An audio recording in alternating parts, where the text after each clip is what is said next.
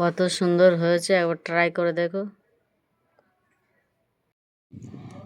আসসালামু আলাইকুম। আজকের এই চারা মাছ দিয়ে রেসিপি বানাবো। মৌটি মাছ আছে, চিংড়ি আছে, পোনা মাছ, জাপানি পুঁটি মাছ, ছোট মাছের রেসিপিটা বানাবো। পুরো ভিডিও তোমরা দেখতে থাকো কি দিয়ে আমি বানাই। কড়া বসিয়ে দিয়েছি, মাছের গায়ে লবণ হলুদটা দিয়ে মেখে দিয়েছি। তেলটা দিয়ে দেবো, তেল দিয়ে দেবো,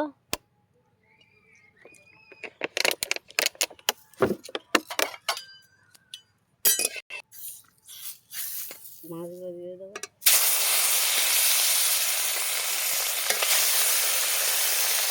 মাছগুলো সব ভেজে নেব। এইভাবে লাল লাল করে ভেজে নেব। সব মাছগুলো উল্টে দিয়েছি, সবগুলো তুলে নেব।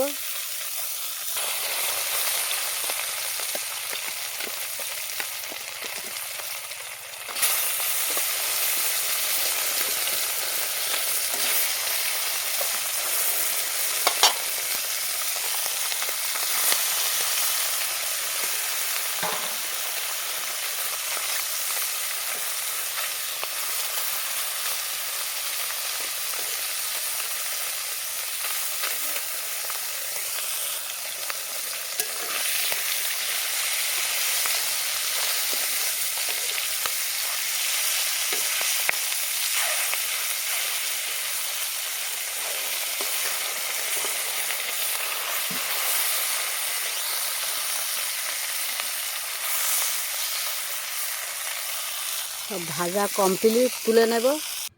সব মাছগুলো তুলে নিয়েছি, তেল দিয়ে দেবো,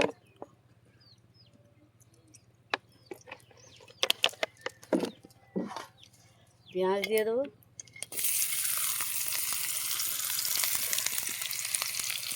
আদা রসুন জিরে একসাথে বেটে নিয়েছি, দিয়ে দেবো,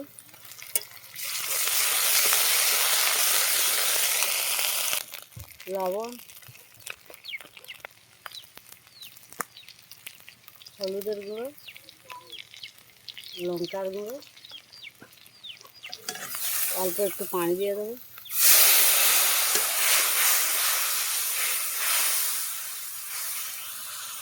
মশলার গা থেকে তেলটা ছেড়ে গিয়েছে, দিয়ে দেবো পালং শাক। পালং শাকে ধুয়ে বেছে কুটে পরিষ্কার করে আগে থেকে আমি ধুয়ে নিয়েছিলাম।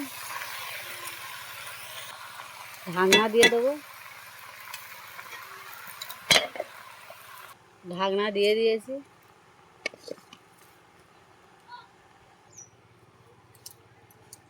উপরে আলুটা দিয়ে দেবো।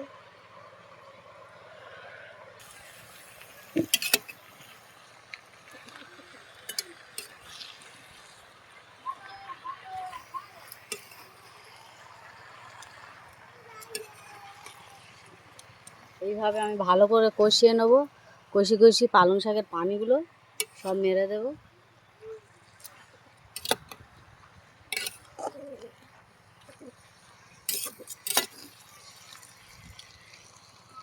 কতগুলো পালং শাক থেকে পানি বেরিয়েছে, এই পানিগুলো সব আমি কষিয়ে কষিয়ে জাল দিয়ে মেরে দেব। ঢাকনা দিয়ে দেবো। পালং শাকটাকে ভালো করে আমি কষিয়ে নিয়েছি, দিয়ে দেবো পানি।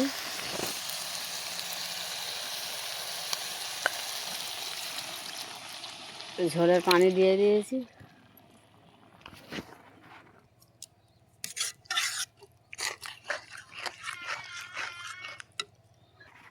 ঢাকনা দিয়ে দেবো।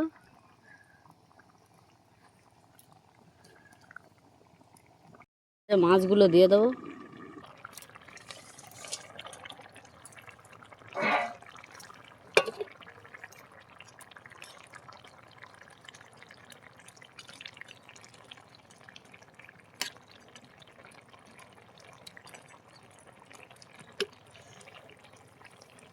5 মিনিট জাল দিয়ে নেবো, জাল দিয়ে নিলে কমপ্লিট হয়ে যাবে। পালং শাক দিয়ে আলুর পুকুরের মাছের রেসিপি কমপ্লিট। আমি যেইভাবে বানিয়েছি ওইভাবে ট্রাই করে দেখো, খুব ভালো লাগবে। আর আমার ভিডিওটা দেখে লাইক, কমেন্ট, শেয়ার, সাবস্ক্রাইব করে দেবে। আসসালামু আলাইকুম, আল্লাহ হাফেজ।